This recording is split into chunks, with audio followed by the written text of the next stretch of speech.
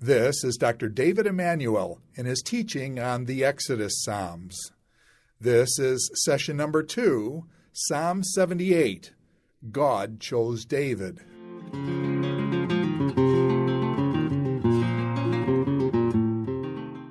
Now, in this video, we move on from Psalm 136, which was the last in the Psalter of the Exodus Psalms. We're going to go back and try and follow the order of the Psalms by looking at Psalm 78, which I've entitled, And God Chose David. This is the Psalm 78. This is the second longest psalm in the Psalter. Many people know what the longest psalm in the Psalter is. You can identify that as 119. But not many people know what the second longest psalm is. And so you can, if anybody asks you that in a quiz, you can claim to know it. It's Psalm 78, which is dedicated to the Exodus motif. Second longest. We saw that the Psalm 136 was set in the framework, in a liturgical framework that was meant to be recited together in some kind of ceremony or some kind of festival. Here we find a psalm that is established in a wisdom framework, which is, we'll see as we look at the introduction, you'll see many words and a lot of wisdom vocabulary that certainly that brings us to think about literature such as the book of Proverbs and Ecclesiastes. The psalmist here has sacrificed chronological order. Chronological order is something that we have baked into our minds as being the guiding force in the arrangement of biblical literature, of literature generally, but it's something that the ancients were certainly less concerned with. For them, it was more important to teach a point, to teach a message, to encourage people to good works, to know God. These are the aspects that they were more important with. And if that meant that they had to sacrifice chronological order, then so be it. They were happy to do that so long as people got the message of what they were trying to teach. And that's a very important principle we need to understand. It's an important principle which you need to keep at the forefront of your mind when you're reading biblical literature generally. Just because X comes after Y, it does not necessarily mean to say chronologically it occurred in that particular way. This psalm has a complex redactional history, which is to say that the psalm was, there are layers of this psalm, and that it was developed, and that the version that we have today was probably not the first version that was originally written. Now, how you identify redactional layers in the psalm, that's not for this particular series of lectures, but this is something which has been identified by many scholars of it. For our purposes, what this means is that the psalm there are definitely two strata within it that kind of point towards two different messages, two different points to its composition. The first of them is learning from history. And so as we read the psalm, you will see a very strong movement towards teaching people how important it is to remember what your ancestors have done and not to repeat the same mistakes. And that is something we'll see as we go through the psalm. That's a prominent theme within it.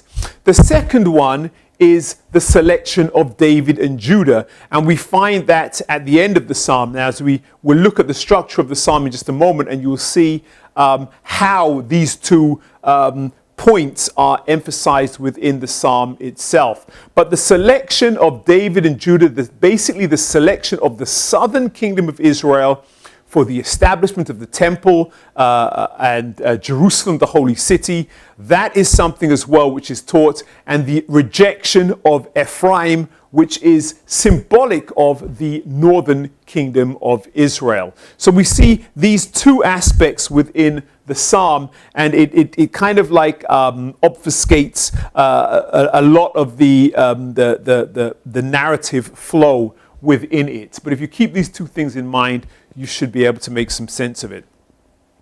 So let's look at a brief look at the structure, very brief look at the structure. The importance, 1 to 8, the importance of recounting the deeds of the Lord, remembering the deeds of the Lord. That's something that is critical to the psalm, but more so to that first message, remembering what God has done for Israel, particularly his miracles. We then have Ephraim's unfaithfulness in 9 to 11. We'll talk about that a little bit more because the notion of Ephraim switches a bit from the tribe to the northern kingdom, the northern tribes. Ephraim was very big and influential. There were many members of that tribe, and so oftentimes the northern kingdom of Israel was known and is referred to as Ephraim.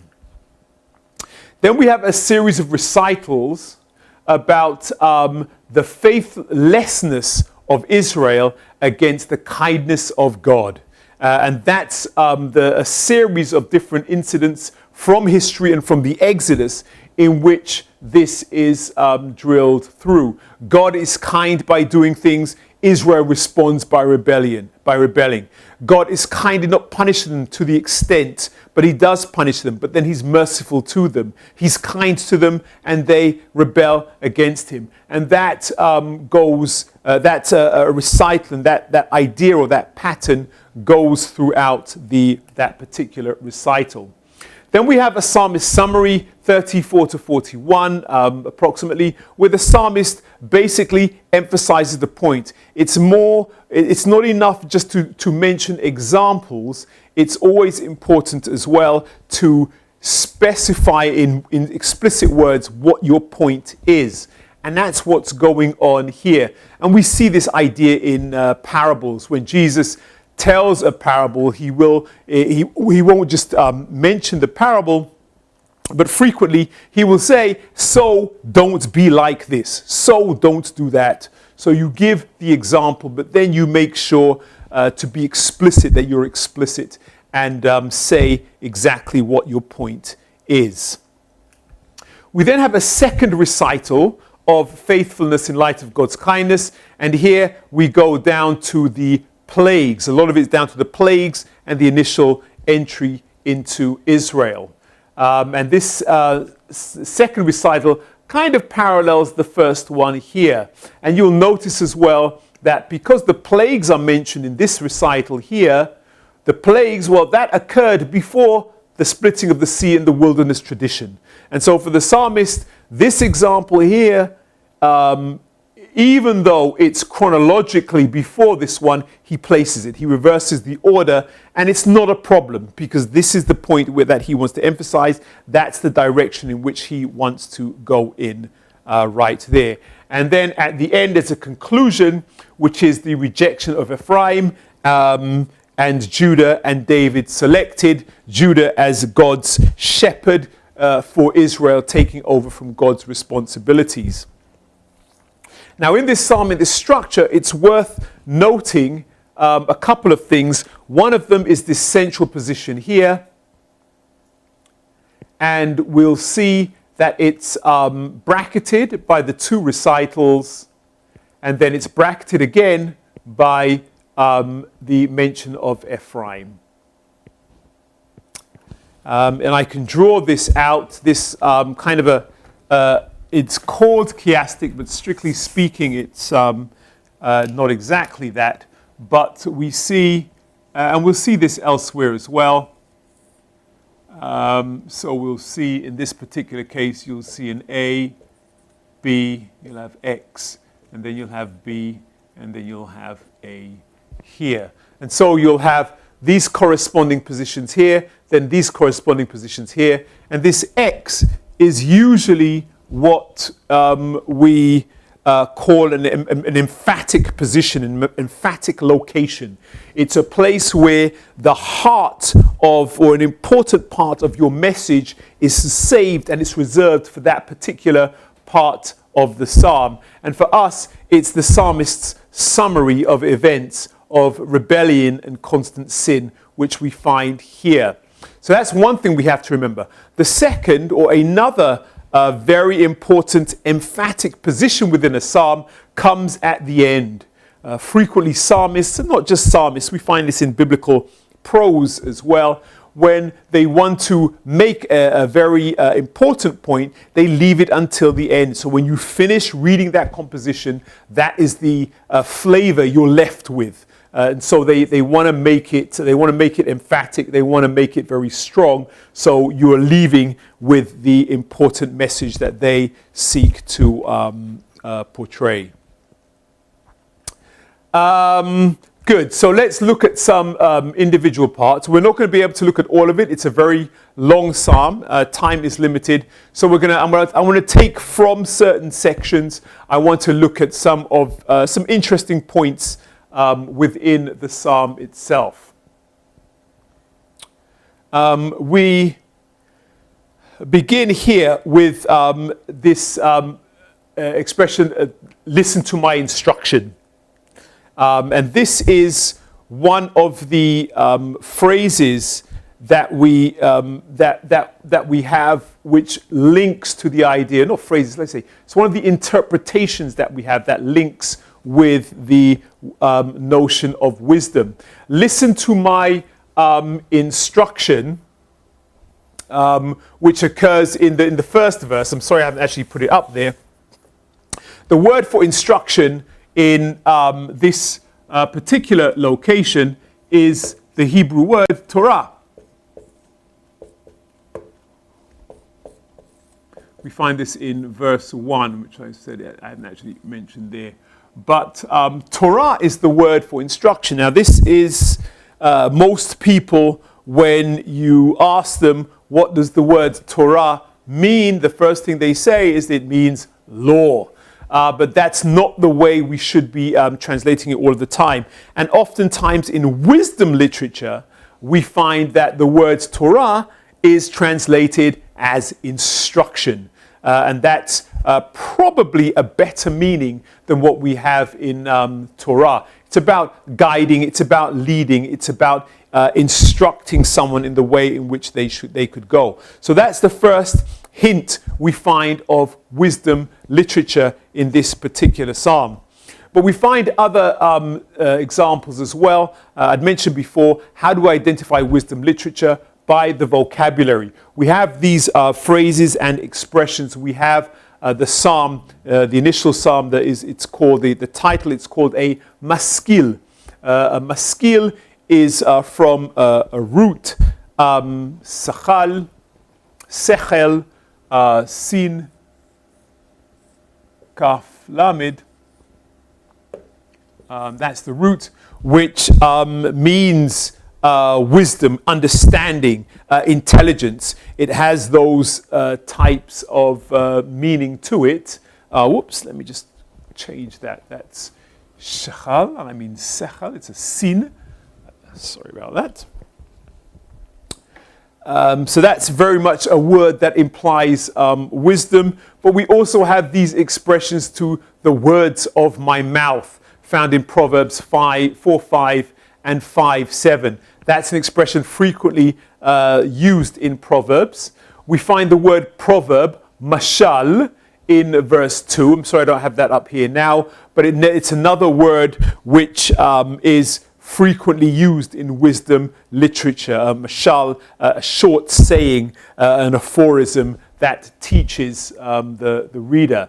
And we also have this word chidah, which is a riddle. It's that's one way of understanding it. But once we go into the world of poetry, we enter into the world of poetry, we have to always be very careful with applying meanings of words, because oftentimes you will simply have, if a psalmist, let's say, uses the word proverb in one part, in one half, in a colon, in order to balance that, he needs another word that has a similar meaning, so he might choose the word chidah. And it doesn't necessarily mean to say that we have to understand the pure meanings. It just means to say that these two are related words, and he's using one to balance the other one out. And that occurs in biblical parallelism. And again, this is not a course on Hebrew poetry, so I won't go into too much detail, but it's something that you need to be aware of. We have over here repetition, which occurs, and that's what I wanted to show you in this particular slide. We see the idea of telling and instruction repeated in various ways. We have our fathers have told us, it says there, to teach them and to tell them. And that is repeated throughout the psalm. And we also have the idea of children, children, children, children, 4 times. Just in these verses here, I've got verses from 3 to 7. So in this small section, relatively short section, we have this emphasis on teaching children, teaching children. And it's something, as we read Psalms generally, we need to be very, very cognizant of. If we see ideas repeated, then it means that the psalmist is insisting that we listen to this particular thing, that it's an important point in the whole of his creation. So we have that repetition, and we also have this word niflaot in verse 4. Praise the Lord, the strength and his wondrous works. That's how it's translated here, but that is the Hebrew again, niflaot, back to that word pele, which we saw in Psalm 136, which basically means that it's a deed, a work that is greater that man could actually do. It's miracle terminology. And I'll say even further that oftentimes when we find the word in this particular format, which is a nifal participle, it means specifically the Exodus. The miracles wrought at the Exodus, whether it was the plagues, whether it was the splitting of the sea, whether it was the provision of food. All of these are counted as niflaot, things which are too great for man to do. We then have next section, a very peculiar section, very peculiar content, which deals with Ephraim's unfaithfulness. And the text seems to be speaking of a mysterious event that we don't know much about. The sons of Ephraim, at some stage, we have nothing in the Bible that specifically speaks of this. They turn back in a day of battle. They retreat in a day of battle, and it's about in connection with a refusal to obey or to follow the laws of God. We do not have any evidence of this in the Bible at all. So we have to begin to ask the question, well, where does it come from? It's unlikely that he's just made this stuff up to fit in his psalm. He's trying to create a work that's going to have appeal or are going to have a degree of understanding to his contemporaries. So it has to be something that they know about and he knows about, that he could therefore reference. So the likelihood is that there is a high likelihood that he's dealing with an ancient tradition that we do not have recorded in Scripture. And let me just take some time to explain that notion. We know that the Bible has been written and obviously covers a historical period, a huge historical period, a couple thousand years, and it's often thought, or it's easy to think, that within the Bible we have all of the historical traditions captured and nothing else was going on around it. But that's not the case. There were many other traditions around the Bible, some of them paralleling the events that we have recorded that's very similar but not exactly the same. There were many of these things around that everybody knew about. And oftentimes, psalmists, poets, but also other biblical writers would draw upon some of these traditions. Now, they never knew that these other traditions were not going to be crystallized in Holy Writ. but they were able to draw and touch upon some of these other traditions. And we have that, if you think of the New Testament, we have that in the Gospel of Thomas, which is not in our Bibles, but it was another gospel that was written that people would have known about in the Gospel of Judas. And we have these things around, so it's not a totally unfamiliar idea. So in this case here, it would appear as though many people think that there is a tradition involving Ephraim, which is not in the Bible. Now, in order to find out or to dig up where these other traditions might appear, a nice place to go is the Targums, the early rabbinic writings, the early Jewish literature as well from the Second Temple period. These are the places we need to go to see if we find echoes of it. And in Targum Psalms, we find this mentioned here. While they were living in Egypt, this is the Israelites, whilst they were in Egypt, the sons of Ephraim became arrogant. They calculated the appointed time and erred. They made a mistake. They went out 30 years before the appointed time. That's before Moses led them, with weapons of war and warriors bearing bows. They turned around and were killed on the day of battle. And so we have an echo. Now, there's always the very big question concerning is the author of Targum Psalms, is he reflecting the same tradition that is recorded here in Psalm 78, or is he creating his own midrash?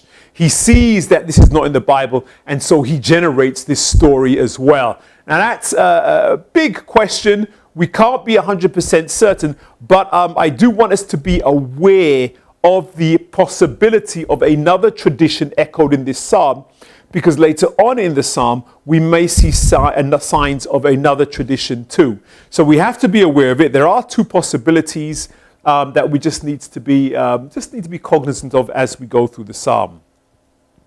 As mentioned here, other instances, I think there are other instances of traditions which seem to be seeping into the psalm, which are not recorded explicitly in biblical literature. So look at the first recital.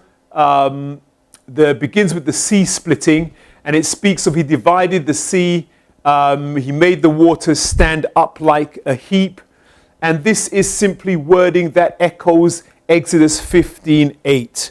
We know that Exodus 15, the Song of the Sea, was highly influential in poetic renditions of the Exodus, and it seems as though rather than the prose tradition that the psalmist has used or adopted the poetic tradition from Exodus rather than the prose. Throughout this psalm, you'll see as well, the emphasis is very much on miracles, on magnificent works that God actually does that are really, really impressive. And these are the things, it's as though God is working overtime for the sake of the Israelites in order to really encourage them to respond correctly to the things he is asking of them. What of Pharaoh? We don't hear about Pharaoh in this particular psalm. He goes back to the Exodus. Remember in Psalm 136, Pharaoh was destroyed. He's mentioned it. God is portrayed as this warrior, this king-type figure. But here, it's the miracle. It's the magnificent work of God that's being emphasized. And so we don't hear about Pharaoh. We don't hear about his destruction of his army into the sea, because it's about the miracle. It's about the miraculous power of the God of Israel. We move on to the provision of bread. And we see again this idea, another idea of the doors of heaven. It's an example of God's response, his merciful response to disobedience. I mean, prior to this, in verses 17 to 20, the psalmist says that they sinned against God, testing him in their hearts. So even though they have this sinful response to his miracle, God is still merciful. and he wants to provide them with bread. And we have this, this is obviously a rendition of the manna tradition. There's one in Numbers 11, and there's another in Exodus 16, which speaks of God providing a miraculous provision of bread. But the rendition, I would argue, in this poetic case, is far more, I won't say exaggerated, but it's more miraculous. It's more exaggerated. He rained down manna upon them to eat and gave them food. And when you read that, it's as though they're walking and this manna is falling down from the sky. That's the way he's portrayed it. But when we look at the story in Exodus, it's much more basic. They would a mist would rise, and there's this kind of stuff on the ground that they had to pick up and do various things with. So the way in which it occurs is really quite different. So we've got the power, the magnificence of God is being emphasized in all of this. Here as well, we see this idea, where is it? He did not trust in God. He rained down. He opened the doors of heaven. We've got this idea of the doors of heaven being opened. And I just want to say a couple words about this. There is an idea in biblical literature that up in heaven, the perception of the world was not quite as we would have it. But up in the firmament, if I draw this out, the perception of the world was such that there were rivers here and mountains, and this is the world, and there's land here. But there was a perception that up in the sky there was something firm. There was something hard and concrete, which is called, in Hebrew, it's called the rakia, which is, in English, they call it the firmament. And it was a solid thing here, which occasionally it would open up. It would open up briefly, and rain would come down from it, and then God would shut it down again. That's the way in which they perceived the ancient world. And in addition to that, there was also the idea that up here, so if we go back here, there were various storehouses. So there were storehouses for wind, there were storehouses for rain, and in addition to that, there was a storehouse for other things, for provisions that God wanted to provide people. So there was the idea of the doors of heaven being open to provide things, the windows in heaven. And we see this idea echoed in 2 Kings 7:2. Behold, if the Lord should make windows in heaven, could this thing be? And this was regard to a famine in the days of Elisha. So they had an idea that in heaven there could have been windows that would open up and just pour down all of these supplies. And we see it in Malachi as well. And test me now in this, says the Lord of hosts, if I will not open for you the windows of heaven. And so we've got this idea of heavenly windows opening up and food just coming down. And those notions which the psalmist obviously would have known about, we see being applied in this particular situation with the Israelites. Something else concerning this food is the manna, which is described in a very a relatively peculiar way. I'd mentioned before in the book of Numbers, manna, well, it's a type of natural seed. It's a residue. It's something that comes on the ground. It's something that is, I want to say plausible, something that we can easily understand. You pick up from the ground and you bake it, you crush it, you roast it, you do whatever you want with it. That's the way in which it's perceived in Numbers. For the psalmist, it becomes more than this. It becomes almost a divine food. And it is described as food, divine food, the bread of angels. He sent them. Food from heaven, the bread of angels.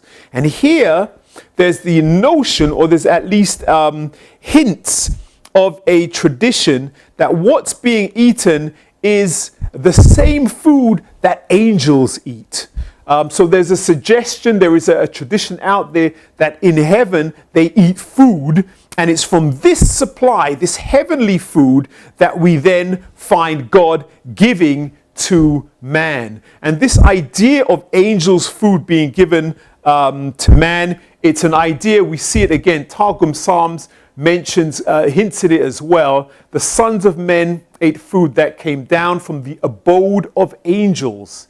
He sent them provisions unto satiety.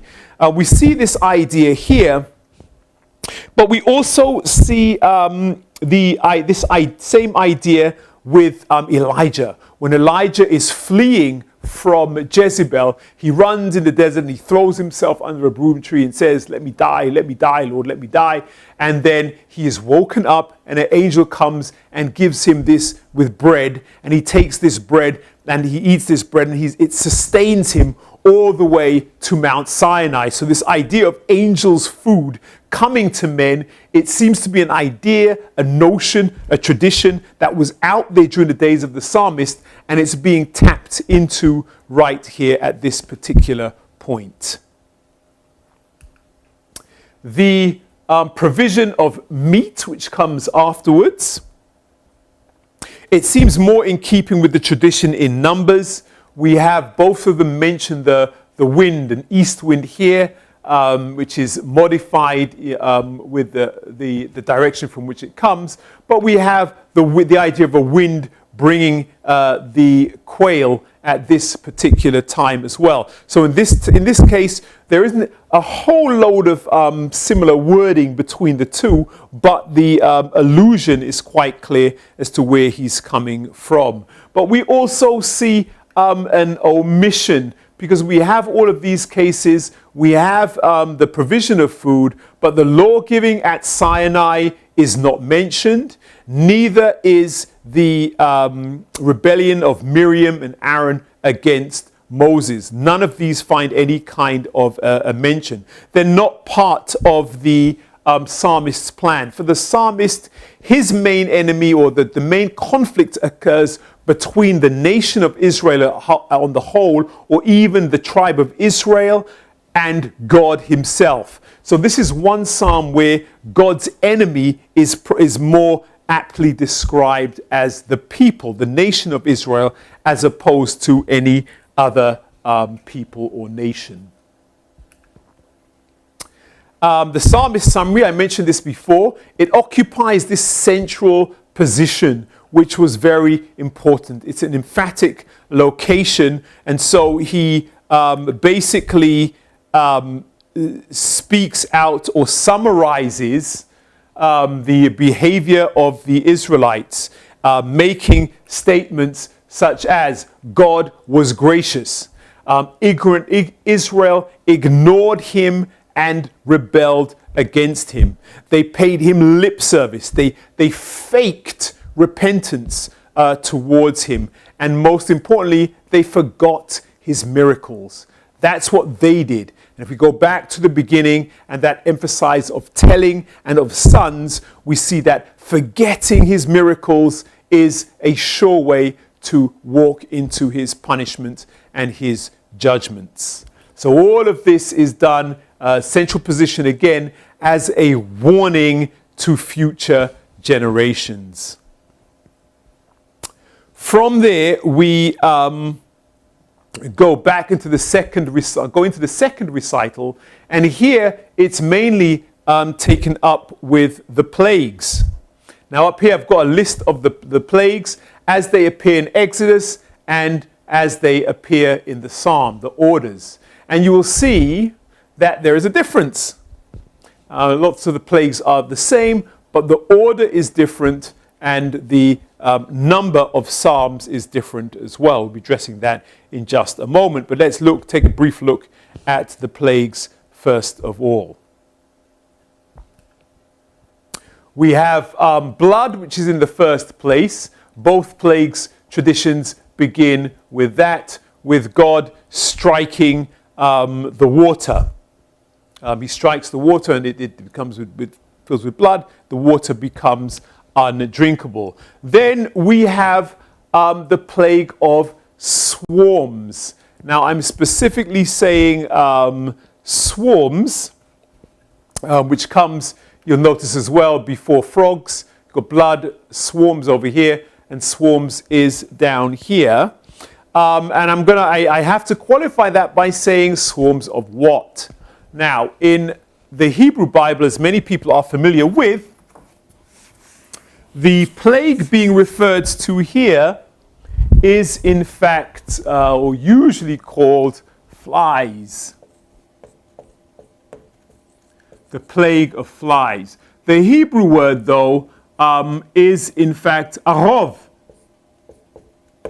which literally means swarms. It is undefined. It does not have to necessarily mean flies. And the reason why we find flies in most of the English translations of the Bible is because they take their interpretation from the Septuagint, which reads dogfly. And so that's why we see it there. But it's very important to remember that the swarms are, the idea of swarming is undefined. What is interesting here is that these swarms in the Psalms, they have the power to devour. They have the power to eat, and they have the power to consume, which begins to suggest that it may not be flies that he's actually talking about. It may be, but it may not actually be flies he is actually talking about. When we go to a different tradition of this, in the Targums, when it talks about the plague of Arov, this is what it says. I will stir up upon thee, among thee, and thy servants and thy people, and thy house, a mixed multitude of wild beasts. And the houses of Mitzri, which is Egypt, shall be filled with a swarm of wild beasts, and they shall be on the land also. So here in this Jewish tradition in the Targums, the swarms are not flies, but the swarms are wild animals. A swarm of wild animals taking over the land. And this kind of seems more in keeping with the idea of devouring, because if you have wild lions, wolves, and everything else, then they are more likely to perform an action like devouring. So that could be one way of explaining it. And this tradition as well, it's worth mentioning, is the tradition or the understanding of Arov, which we find in contemporary Jewish literature as well. So I was actually dismayed to see this when I was looking at, but the first time my daughter was in grade school, she came back during Passover, and when it came to the plague of what I knew was flies, it was a group of wild animals. And it's because that's the interpretation which they had, which differed so much from the Christian tradition. The next plague is that of frogs, which in Exodus are a nuisance, but here we've got frogs which destroyed them. So they cause some type of damage. Now, what kind of frogs were they? Very difficult to know what's going on, but you kind of wonder as well if there is a bit of thinking of Revelation in this, because if we look at the book of Revelation, I said before that it's the Exodus motif is everywhere, but in the book of Revelation we find animals with weird locusts with huge teeth that devour people and cause people a great deal of suffering. So we may find this type of hyperbole in the description of the plagues and the damage which they do. So that's potential for frogs, which we have there. We then have the plague of locust, which is here in the Psalm number 8. Again, difference in order, and it comes directly from God. He sends them. This introduces an idea that we see in the Exodus Psalms quite a lot. The role of men is frequently pushed down, and the role of God is elevated. He is the one that directly performs a lot of the plagues and the miracles, and we see much less of Moses and Aaron. There's a degree of repetition here in this particular psalm. We have locusts and young locusts. And I'd mentioned before, we can't make too much of this, but in biblical parallelism, we have to have word pairs that balance each other out. And so we have that in this particular case. Then we have the plague of hail, in which 2 verses are dedicated to it, and it affects both plants and animals. And you'll see why that's significant in just a moment. And at this particular point, we've got with the plague of hails in verse 47, he destroyed with hailstones their vines and their sycamore trees with frost. And this is another one of those emphatic patterns, a chiastic pattern. I go to the board again just to schematize it. And it's basically normal Hebrew parallelism would look like this: A, B, a parallel A, and then a parallel B, like this, where these 2 words would correspond. They would have the same semantic plane. So you'd use, in this case, locust and young locust in the B portion of it. But what's happening here in this verse is we move to an emphatic form in which we have an A and a B, and then it's switched around, and then we have a B corresponding and an A. And this is something which is called a chiasm, chiasmus. I don't know how different people refer to it differently, but it's an emphatic structure.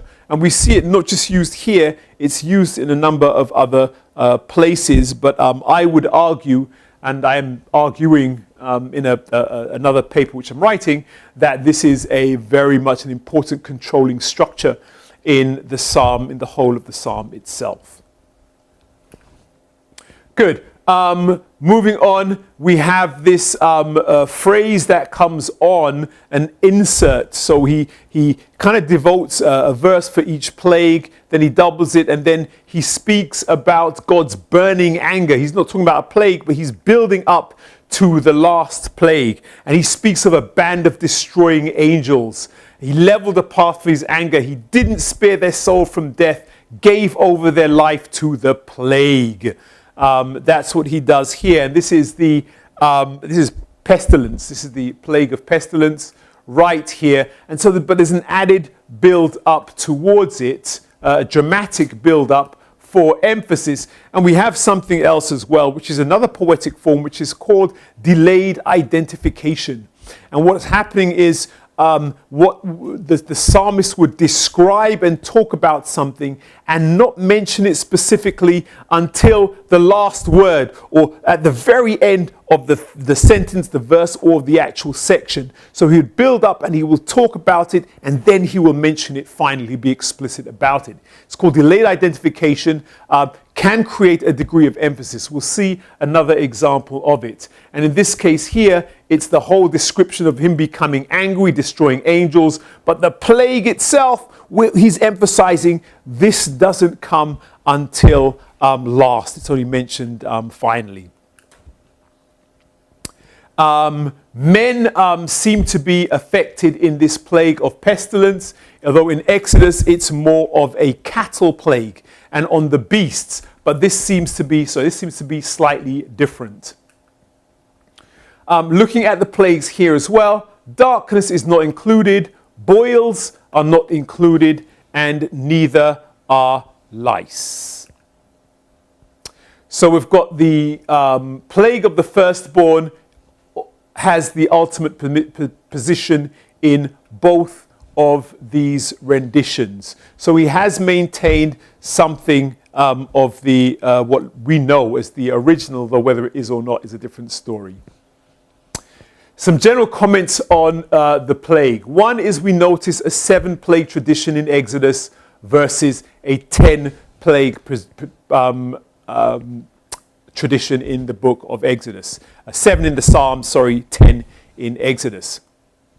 The two numbers 7 and 10 are I want to say basically the same, because they're both numbers that represent completeness. And if you look at these two examples of how they're used, there was a popular expression amongst the Israelites which uses this number. One instance of that expression occurs here in 1 Samuel, where Elkanah says to her husband said to Hannah, this is the mother of Samuel, "Why do you weep and why do you not eat? Why is your heart sad? Am I not better to you than 10 sons?" So it's a complete number. I'm not better to you than 10 sons. But we find in Ruth, we've got the same expression, who loves you is better to you than 7 sons. So we've got the idea of completeness expressed in 10 in one case and 7 in another. So it's not really a huge surprise that in one tradition it's 7 and in the other it's 10. They are both numbers that represent and express the same thing. Is there a question of increasing severity? Possibly. Certain scholars have argued for this. It's very general to see. It's not that explicit, moving from the blood in the waters, which doesn't actually kill anybody. It just causes more of a discomfort, to the swarms, but they then begin devouring people, so it's harder to argue here. Certainly once we get to the idea of pestilence, the build-up is greater, and we have God speaking about his anger and his band of angels he's going to send out against them. And then we come to the plague of the firstborn, which is definitely the most severe plague suffered. So some would argue that there is a question of increasing severity. But when we look at Psalm 105, we'll see, I think there's a clearer picture of that possibility. And something else we need to bear in mind is Moses and Aaron do not appear in any of these renditions of the psalm. When we're talking about poetry in most of the renditions of the plagues, it is God who does it directly. The heroic deeds are performed by God, and for the most part, men only sin against God, rebel, and complain. And that's a pattern that we see expressed in most of the Psalms in different ways. After that, we find God leading, God as shepherd. This is very important for the remainder of the psalm. He led them forth. He led them safely. He brought them to his holy land. So God is Israel's shepherd as he takes them through the desert, out of Egypt and through the desert. And that's important to remember. And it's probably for this reason that we find the change in order. Because we've already seen the desert events, but now he's focusing on this aspect of God leading Israel. He is their shepherd. It's basically a summary of the wilderness activity, but the details were given earlier, all of the sin, all of the testing of God for bread and for other things. After this, we have rebellion and punishment, whereby the Israelites, once they enter into the promised land, they didn't learn anything from the desert, and they rebel against God, and so he punishes them. They continue to test God once they get into the land. And these are general references to the high places and the idols. And the high places were hills upon which altars were built and which people worshipped God, as well as the God of Israel. They would worship other idols and other deities as well. As a result of this, God kind of abandons his people, and the psalm makes a reference to the destruction at Shiloh. And this is probably an allusion to 1 Samuel 4, in which the Israelites went out to war with the Ark of the Covenant. They were defeated by the Philistines, and the Philistines stole the Ark. They took it away. And this is probably a reference here. He gave up his strength to captivity. And the word here is Oz, which in other contexts is a direct reference to the Ark of the Covenant. So that's probably the allusion that we've got here. And more so here, you've got his priests fell by the sword. And this is probably an allusion to Hophni and Phinehas are dead. So those were two of the high priest's sons, Eli's sons, who went out to war, and they are killed. So we've got priests falling by the sword right here. Probably that's in all likelihood that's the reference being made. So you've got the priests, Hophni and Phinehas dying, but then you've also got another reference being made to his widows could not weep. And in this particular place, after our dead person there, we've got the instance of Phinehas's wife who was unable to mourn because as she was giving birth, she died after she gave birth. So she wasn't even able to mourn because she died as she gave birth early as a result of finding out the ark was taken, her husband was dead, Eli was dead, and all of these things had happened. So she died and was not able to mourn. And his widows could not weep. So this is probably a reference to this whole incident right here. Then we have something, God gives up his people. Then we have something which is very rather daring imagery. It says, then the Lord awoke as if from sleep. And so the question is, not just sleeping, but it's overcome by wine. So the picture here very much is of somebody who's not just in a deep sleep, but somebody who's in a drunken stupor, that he is totally out through alcohol. And as a result, it seems like this, that God is not doing anything. But as we know from Scripture, as we know in certain places, God does not sleep. Psalm 121:4 says, he who keeps Israel will neither slumber or sleep. That's an image which we have, which is later. But certainly before that, in the days of the monarchy, the early monarchy, there was a notion that of the sleeping deity. There was a notion that God, it would seem at least to the people, that he did sleep. And so we have passages where the psalmist, Isaiah says, awake, awake, put on strength, O arm of the Lord. He's actually kind of telling God, wake up, as in the days of old, and do something. And we see here as well in Psalm 44, a clear example. Arouse yourself. Why do you sleep, O Lord? Do not reject us forever. So it's a perception that we have, or perception that's created, that God is asleep and that he needs to be stirred through prayers and intercession and shouting and whatever it is into action once again. And that's the image that we have here, that of the sleeping deity who awakes and then he comes to the rescue of his people Israel. Here we've got our climactic ending,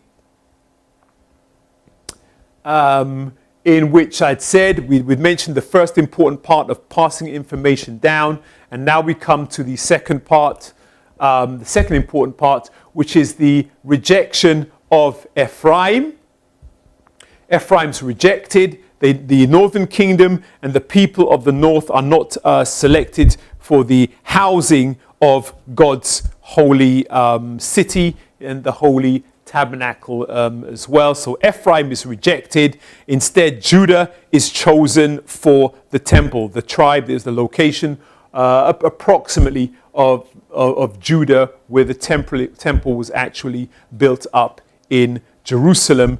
And more importantly than that, David is selected as God's leader, if you like. And the important thing here to remember is that throughout the psalm, it is conspicuous the omission of any individuals named. We don't have Moses, we don't have Aaron, we don't really have, I don't forget about Pharaoh. Names aren't mentioned. And so when all of a sudden we see here the name David, it's a big deal, because now the psalmist is revealing the importance of this particular individual. And more than just revealing him, if you remember a few slides back, we saw God was leading Israel, guiding them as their shepherd. but now it's like God takes the reins of leading and guiding Israel and he hands them over to David. And it says here, he brought him to shepherd Jacob. So he shepherded them and he guided them. And all of this is language of leading and guidance, which was once belonging to God, but now it goes down to David and it's his responsibility to be God's man. With that said, let's just summarize before we to close up this psalm with a few points. First of all, Psalm 78, it's long. I know I haven't done it justice. It would take a few more weeks to do that. But it focuses on God's miracles for Israel. Less on people, but more on the miraculous power of God. And it also focuses on the rebellion of Israel. In light of his goodness, in light of his going above and beyond to help them out, they rebel against him. They don't act appropriately to what his great power deserves. And then the other emphasis also was learning from the past. And in this sense, as I said before, it was connected with wisdom traditions that you would learn from it. Some omissions, the giving of Torah, not mentioned again. Not sure why. It would seem as though there would be a good instance to talk about the rebellion, because whilst they were waiting for Moses to come down the mountain, they get Aaron to create this golden calf. But that's not mentioned. We also have the word Torah mentioned in the psalm, but it's the incident of the giving of the Torah. The law giving is not specified. An individual rebellion, so the rebellions of Dathan and Abiram, these are not mentioned either. It's mainly the Ephraimites and the Israelites who do battle with God and become his enemy.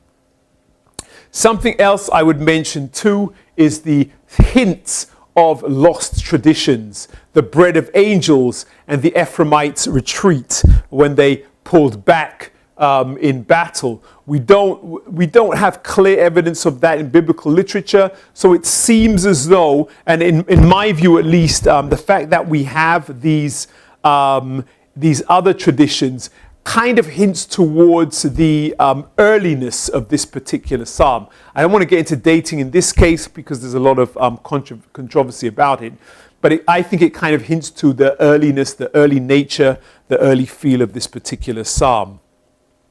And then we have the elevation of God. Moses and Aaron absent. God does everything directly. He splits the sea. It's God who provides the bread. It's God who provides the quail. He does all of these. He sends the plague, and there's no sign of God. So we have the elevation of God. And the other thing, as I'd mentioned before, only David is named. And in all of the Exodus tradition, if you think about it, which what the psalm so much focuses on, speaking about the Exodus, there's nothing mentioned of Moses, nothing mentioned of Aaron, but David is recalled. And that should again really emphasize the central point of this psalm. So that's Psalm 78, the longest psalm that we have in the Bible dedicated to the Exodus tradition.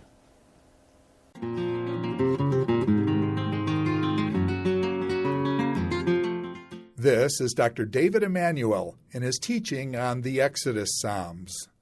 This is session number 2, Psalm 78, God Chose David.